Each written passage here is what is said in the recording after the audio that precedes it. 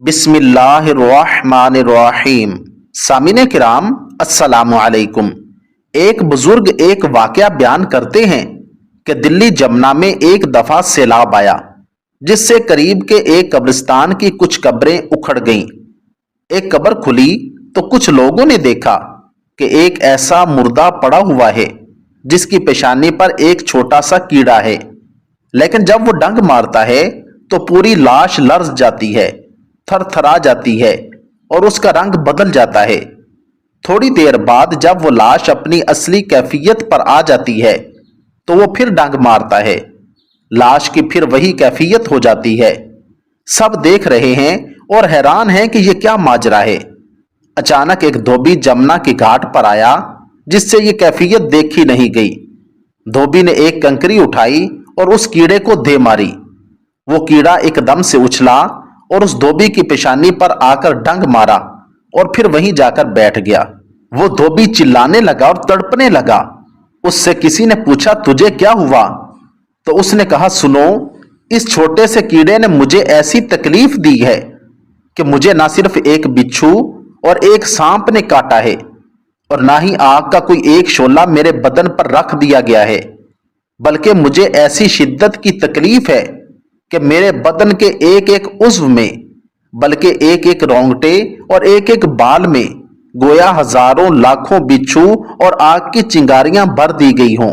چنانچہ وہ 3 دن تک یوں ہی تڑپتا رہا، پھر انتقال کر گیا۔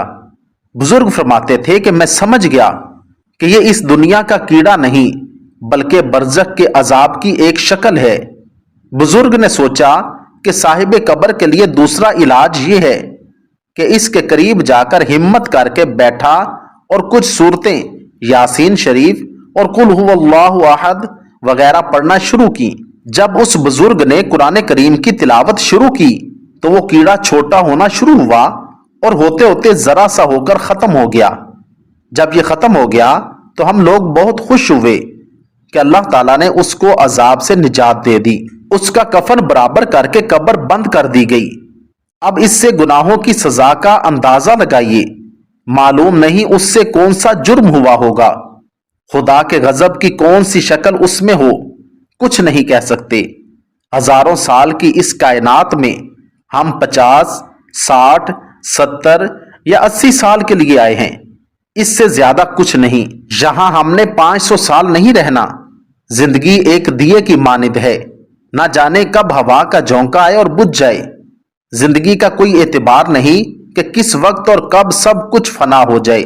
اپنی اکڑ، غرور اور پھوں پھاں کو یہ سوچ کر پیچھے دھکیل دیا ہم یہاں ایک مہمان ہیں اور تھوڑے سے وقت کے لیے آئے ہیں، اور وہ وقت بہت قریب ہے جب ہم نے واپس اپنے اصلی گھر چلے جانا ہے۔ جو وقت اور مہلت مل رہی ہے اسے غنیمت جانیں اور اللہ سے ڈرتے رہیں، کیونکہ اللہ کی پکڑ بہت سخت ہے۔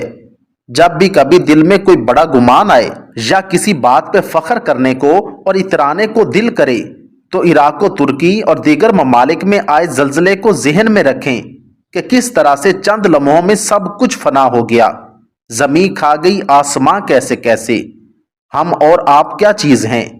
اے اللہ، تو اپنی رحمت اور اپنے علم کے ساتھ ہر چیز پر غالب ہے۔ یہ دنیا تیرے سامنے مچھر کے پر کے برابر بھی نہیں، بس ہمیں تیری وحدانیت اور اپنی ربوبیت پر کامل ایمان عطا فرما اور عذاب دوزخ سے بچا لے۔ اے اللہ، ہمیں صراط مستقیم پر گامزن فرما اور ہمیں ایمان و یقین کی دولت سے مالا مال فرما۔ اللہ تعالی ہم سب کو فکر آخرت نصیب فرمائیں اور عذاب قبر سے محفوظ رکھیں۔ آمین ثم آمین۔